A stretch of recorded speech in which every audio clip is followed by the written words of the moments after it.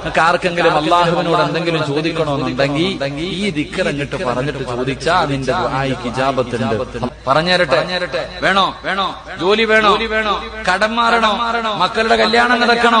വീട് വേണോ? നിന്റെ പ്രയാസം മാറണോ? ഈ ദിക്ർ ഇങ്ങോട്ട് പറ 313 പ്രാവശ്യം. ബദരീങ്ങൾ ബദറിന്റെ രണാങ്കണത്തിൽ പോയപ്പോ ഇതും പറഞ്ഞുകൊണ്ടാ പോയെ.